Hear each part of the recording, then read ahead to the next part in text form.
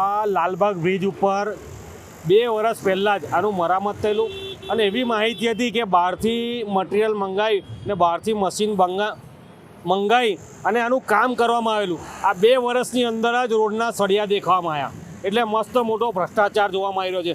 જ્યારે કરોડો રૂપિયા ચૂકવ્યા હોય ત્યારે પછી 1 કરોડ રૂપિયા અત્યારે પાણીમાં દેખાઈ રહ્યા છે, સળિયા બહાર દેખાઈ રહ્યા છે. જે પ્રકારનું કામ થવું જોઈએ એ પ્રકારનું કામ થયું નથી. આજે ભારતીય જનતા પાર્ટીનો ધ્વજ એટલે લગાવવામાં આવ્યો કે કોઈ અકસ્માતથી મૃત્યુ ના થાય, કારણ કે તમારા જ કોન્ટ્રાક્ટરોને તમારા જ માણસોના માધ્યમ દ્વારા આ કામ કરવામાં આવેલું. અને આજે તમે જોઈ શકો છો કે બ્રિજની હાલત તમામ જગ્યા ઉપર લાલી લિસ્ટિક કરવામાં આવેલી. એ લાલી લિસ્ટિક આજે વરસાદે બતાવી દીધી છે કે ક્યાં ક્યાં લાલી લિસ્ટિક કરવામાં આવેલી. એટલે જે પ્રકારના ભ્રષ્ટાચાર ચાલી રહ્યા છે તાત્કાલિક બંધ કરો અને જે તમારા મળે ત્યાં આવા કોન્ટ્રાક્ટ આપો છો એવા કોન્ટ્રાક્ટરોને તાત્કાલિક બ્લેકલિસ્ટ કરો, એવી મારી માંગ છે.